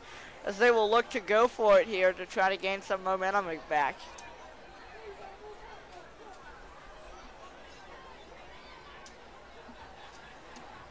Bad snap again. Long looks to keep it now. And he'll be tackled hard by realist Booman George. And the Knights will take over around the 32-yard line. Offense will take over. With 34 seconds left in the third quarter. Knights offense will retake the field now, looking to, at least in the third quarter, not take about a minute off in the fourth, at least, as we're now into clock chewing mode, with the score being 44-6, as each of the last 2 scores for each of these teams have resulted in no good extra points. The bad snap by the Pirates, and then the block on the Pace extra point attempt. As it'll actually be a pass by Raymond, and it will be dropped. As Raymond got hit hard that time, he will get up okay. Rain the Watkins. intended target. Intended number 42. Rain Watkins could not come up with it. 9 seconds left in the third quarter. Most likely to see a handoff here as Raymond looks to be okay after that hard hit he took on that pass attempt. Not quite sure what Pirate did it, but it was one of them. 9 seconds left in the quarter. It'll be a second down and 10 for the Knights.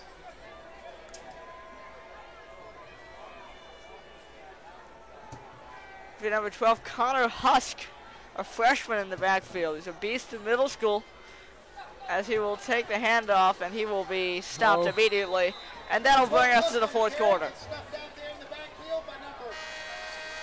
That will end the third quarter. 44-6 is your score. Not scoring 13 in this quarter. Again, there's my math. Pirates 6. We'll be right back for the start of the fourth quarter after this break.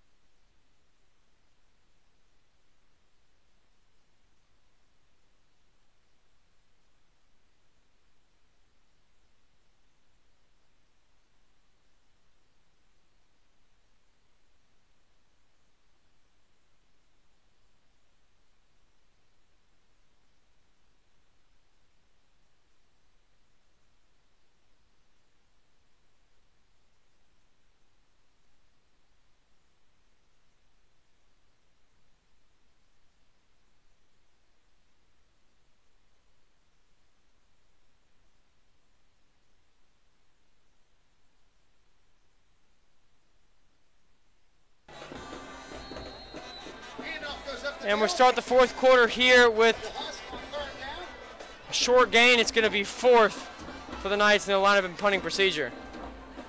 That's really okay for the Knights. Knights are really not shooting for any big offense here.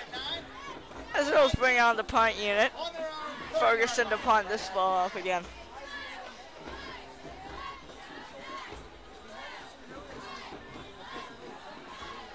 Ferguson in punt formation here for the Knights.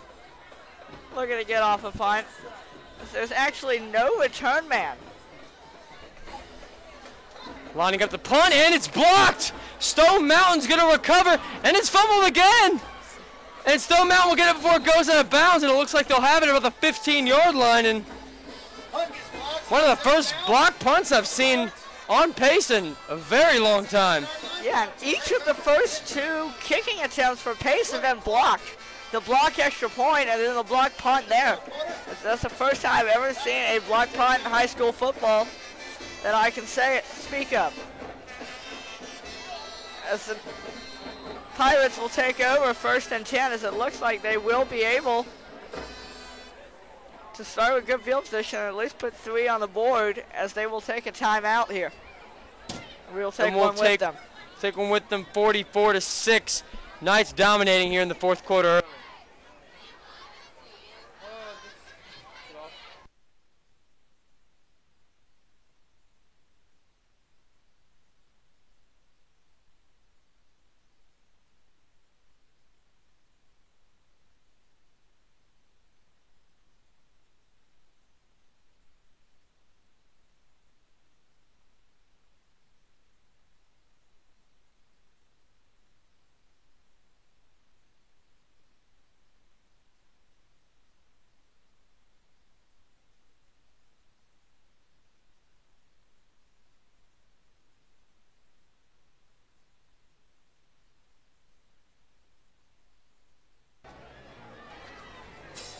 We're back now to continue this fourth quarter. 10:34 left remaining. The Pirates will line up in a Wildcat, it looks like. No, that is Long. Will keep it. Being chased down. Long keeps going. He's into the end zone. Touchdown, Stone Mountain. The design keepers seem to work, as he's gained a lot of yards on each of his quarterback keepers. And now we'll see if they go for 2 or kick the extra point. Be interesting to see what they do. Pirates apparently scored. There may be a flag on the field. Wait, hold everything for a minute. There is a flag down, and bring it back. It'll be an illegal procedure penalty, another one. So they will back it up 5 yards and redo this. Give the Knights another shot here to stop them. I did not see any flags on the field. Apparently the PA as did. Apparently the ref threw him. 22 yard line. It looks like they'll come out in a split back set with 2 running backs in the formation. See how they run this. It's Long. Hand off to Brooks. Brooks has some nice moves. He's still going. He is down around the 1 yard line. Again, big run by Larry Brooks, but he's also been tackled in the backfield a lot today, so that sort of balance his stats out, at least his yards per carry average. Very inconsistent from Brooks, but gets the big plays when they count. 9:30 left to play in the game. Same formation now. As it is a design run by Long, and he is into the end zone for real this time. Touchdown, and a late flag after the touchdown. That will be looks to be an unsportsmanlike conduct on somebody. I'm not sure who, but based on how late that flag was, most likely unsportsmanlike conduct. Clear frustration from this Pirates team.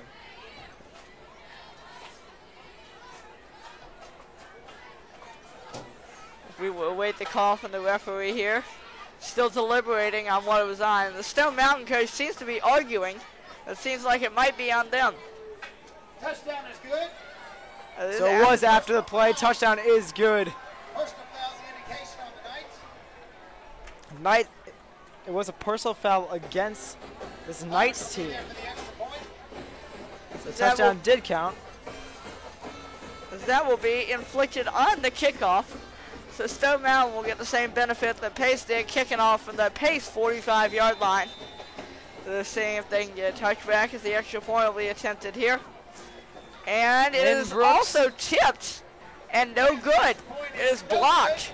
Another block kick. That's starting to be a trend here in the late stages of this game. You're absolutely right. We'll take a break now. 9:13 left remaining in the game. Score is now 44-12. Stay tuned.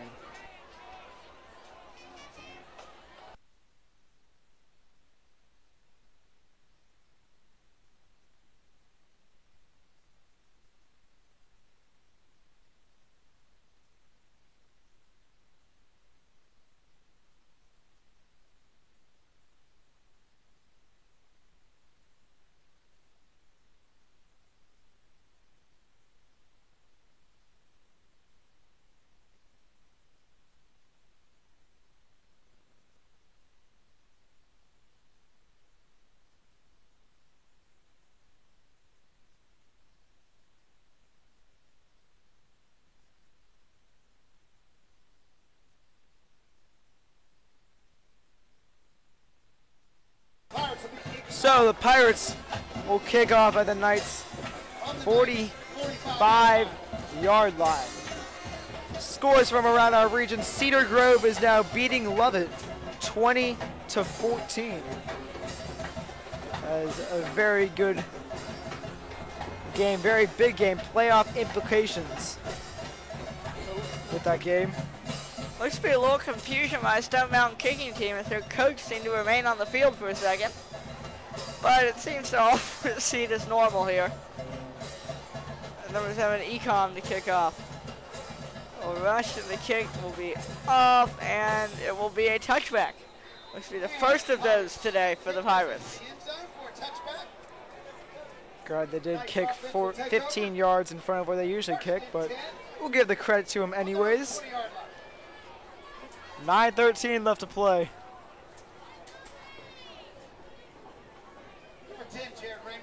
As Raymond will come back out at quarterback for the Knights. Probably will stay out for the rest of the game. 9:13 to go. If the Knights do this right, they can probably trim it down to probably about 5 minutes if they get a few first downs. All right, their goal should be about 7, though. It's about 1 or 2 first downs. Empty backfield set, which seems to be interesting. It's now Husk running him late. Take the spot in the backfield. He's a beast in middle school, throwing 6 touchdowns in the game before breaking his collarbone. Screen pass is dropped by Morgan Payne. Brings up 2nd down and 10. Raymond's pass intended for number 34. Payne goes incomplete. Back to Husk, and as an 8th grader, he was able to score 6 touchdowns in a win against Holy Spirit before breaking his collarbone later in that game and having to sit out the rest of the season. Looking to make an impact here on varsity. Is trying to. What a comeback that will be.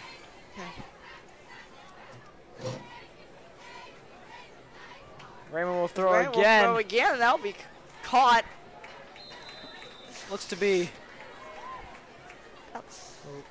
number 12. Oh, excuse me, number 24. Ryan Mazer, the junior. He's been working hard all season. He's gotten a lot more time than he has been in the past. Props to Mazer. Will be another 3rd and manageable. Knights have done a good job not creating too many 3rd and longs today. It's been more 3rd and manageable, 3rd and 4 to 3rd and 6. As we'll see what they do here. Let Raymond throw it to give it to Husk and see what he can do as the Pirates are loading the box. Good job by Jared Raymond. As the pass is still going, tipped up, bobbled multiple times, but is end up incomplete, intended for number 34, Morgan Payne, the freshman. That's 2 drops for Payne on this drive, but I'm sure he'll be able to fix it later. Pass there to number 34, Payne goes incomplete. Ferguson will come back out in punt formation, looking to boom one as deep as he possibly can. Not much respect being shown to him by the Pirates as their defense return man is only at the 50-yard line. Ferguson's lined up at about the 15. So a ton of respect. We'll see if he can outmatch him or if that is about right. They also have him shaded way to the left, since now he's moving back and center and showing more respect. Timeout on the field now, taken by the Knights. Substitution confusion. We will take one too. 6:48 left to play in this game. We'll be right back after this break.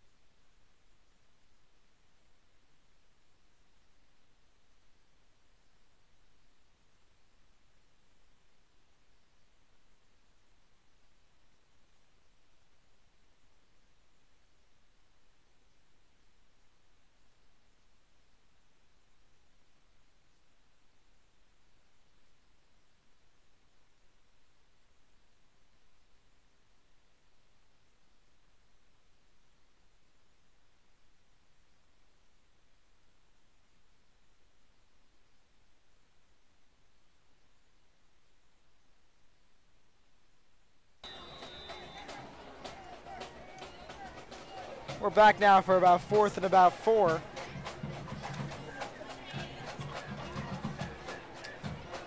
That's Looks the like the Knights nice will be going for it. and Gunnar Falk's back in the game. And it'll be a handoff to Perryman. It's like they're back into, and the ball's out. He fumbled. Did not matter. He would not have gotten the first down anyways had he not fumbled. And Perryman's carry around the left side. Gets enough for the first down. It'll be a Pace Knights. First down. Actually, it will be a first down, saying that A, he got the yardage, and B, his knee was down before he fumbled, both of which are sort of surprising. But we'll take it. Questionable spotting, questionable call whether his knee was down. To be honest, I think these refs just want to keep the clock running. And They what all is want also to go home. And what is also surprising is Gunnar Falk is back in the game at quarterback. And Perryman's back in the game at running back. And he'll get the call here, going around the right side for about 6 or 7 yards. Not a bad run there. I think they're in to solidify and almost guarantee that the Knights will keep the ball for the entire drive just to run out this clock. Second down and 2 for the Knights on their own 38-yard line. It's Raymond back into the game now. That was a short stint for Falk. Just trying to get him, make sure he's not too cold. Back to the second stringers, Raymond and Connor Husk, the quarterback running back combination. Looks like I was wrong. Raymond will throw again. Tipped at the line. Incomplete. We'll bring up third down, about 2. It'll be interesting to see if they have confidence in Connor Husk giving the ball, or if they have confidence in his elder quarterback, Jared Raymond, who is a sophomore this year. See if he throws it, or see if they run it. It'll be interesting. Raymond's thrown the ball a surprising amount of times, I thought, considering that when he came in, the Knights were winning big and still are. So There's Raymond in the shotgun now. There's a quick one, tipped up and intercepted. And Stone Mountain will take it all the way back for a touchdown. Late, very late flag coming in from the referee. I'm not quite sure what that is. I'm guessing it'll be another one of those after the play, unsportsmanlike things that we've been seeing all game. For the Pirates. As that pass was tipped there before being intercepted. Actually tipped a couple of times, once at the line and then once by the intended receiver before being intercepted on the run. So he already had momentum as he took it to the house. Still waiting a call from a referee. Interception was by number 4, Ashton Collins. Touchdown is good. We got a personal foul after the play on Stone Mountain. It'll be assessed on the kickoff. Another personal foul penalty assessed on the kickoff. You've seen a lot of those, especially here late in this game. It'll be interesting to see who comes on at quarterback next drive. Probably Raymond again, as that pick six didn't really mean much. Makes it 44-18 instead of 44-12 with 4:10 left. Sort of just making the score look a little better for the Pirates.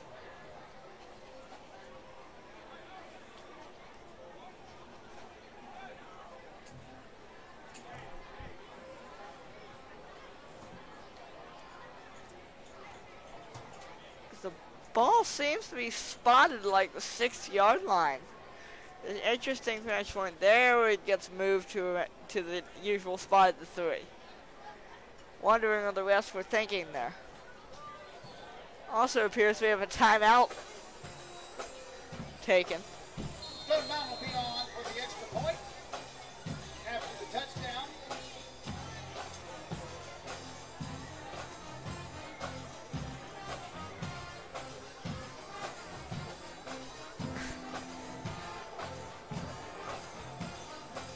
Pace Band playing the very popular My Type by Saint Motel right now.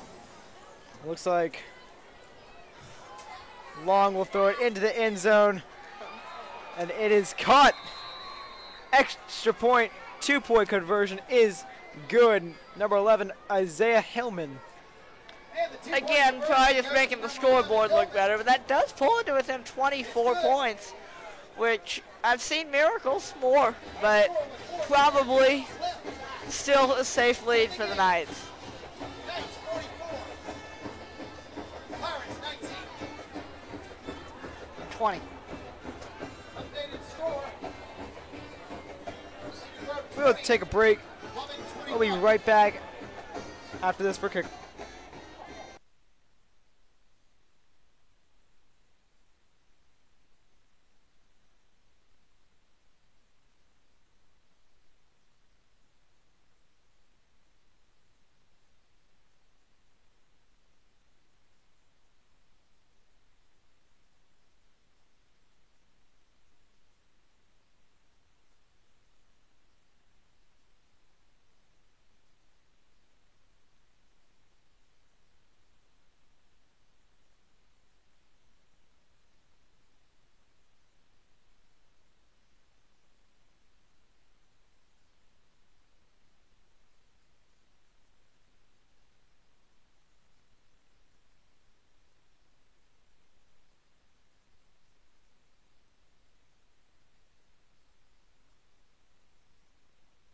We're back now after that interception return for a touchdown.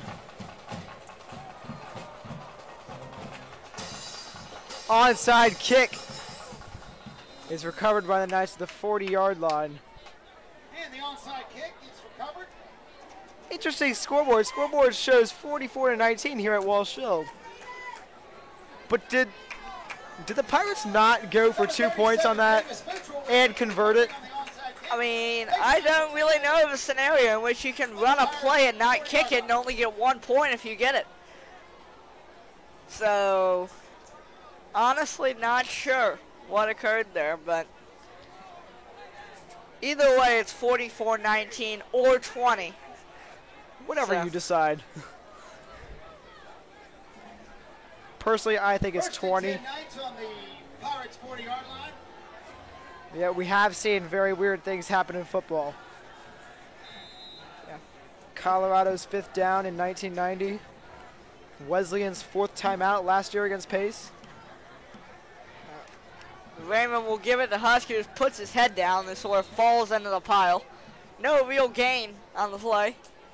As we go back to that onside kick for the Pirates, that was sort of their only option if they wanted any hope of winning this game. And the recovery should seal it On the 40-yard line. firmly for the Knights here. As we'll just run the clock out. No time, 2 timeouts left for the Pirates. We'll see if they use them. I don't think they will. 3:40. And just under that now. There's Raymond now. Handoff to Husk again. This time. Dives forward, spins forward, gets about 3 yards. That will bring up 3rd down and 7, but they should be able to get about under 3 minutes. And if they go for it, which is a possibility considering their field position, maybe even under 2.5. The play clock has not even started yet. They'll probably just run the play clock down a little bit as well. As you can see, Raymond just standing there, not even going down under center yet. This will be the longest 15 seconds of my life.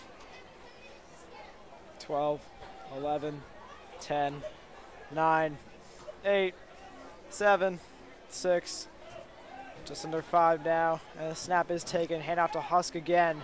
Who cuts to the left side. He is knocked out of bounds. Goes around the left side. Gets knocked out of bounds. Clock still running by number 22. Problem with that run, though, is he went out of bounds, which is not what the Knights wanted. That will stop the clock. Not that it necessarily means much, but still, no, actually, the clock was stopped on a timeout. I stepped out, my bad, not by the fact that he went out of bounds.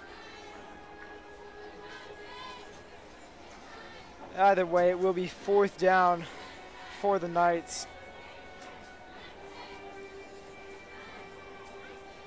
This very long game. Suspecting the Knights will send out the punt team here. Try to pin them back as far as they can, then move into the quote-unquote prevent defense mode. Not letting them get any deep passes off. As it will be Jack Ferguson on to punt this ball away.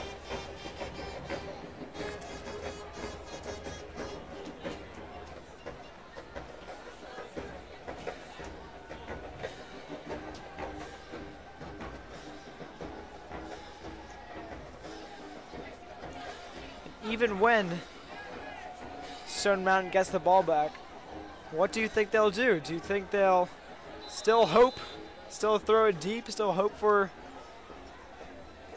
In my thoughts, what do you got to lose? 24 points? Or do you want to run the clock out so you can go home? They do have a long drive home. In my thoughts, what do you got to lose by throwing it deep? Just try it. Ball went out of bounds around the 11-yard line. 15-yard line at about the 11. Good punt by Ferguson, getting it inside the 20, just like he did that week against Hapeville. Continuing to pin them deep. Ball will be marked out at the 14-yard line. Referee's keeping the clock running now, just under 2 minutes left to play.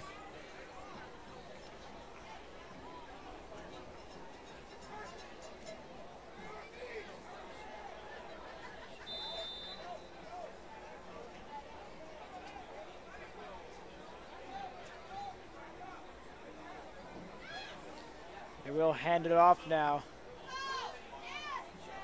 Number 20 on the carry for the Pirates, Cameron Emerson.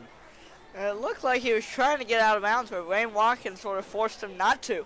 Great That'll tackle by keep the Watkins. clock running, 24 Mazer, number as the Knights will just try to keep the clock moving, and it seems as 3 Caldwell with the though the Pirates are just going to run it here, so helping them along in doing that. They will throw it though. Throwing it very deep now. And it is caught at the 40-yard line. He's Breaking- still going. Number 11, Isaiah Hillman. Finally going out of bounds, only like inside the 30-yard line. That was about a 50-yard pass there. 24 Mazer. But Ryan Mazer pushing him out of bounds. clock's still running those. It looks like they're trying to get in a good 2-minute drill, as they actually will burn their last timeout here. Game there for the Pirates. No timeouts left, 30 seconds left. so that should, First and 10 Pirates. never mind, as the clock continues to run, just moving over to the sideline to get the play call. 20 seconds now left to play in the game. They're about to call the And timeout. oh my goodness, a timeout is called. 16 seconds left to play in this ball game. We will be right back after this break for 16 seconds of exciting football. Westminster 40.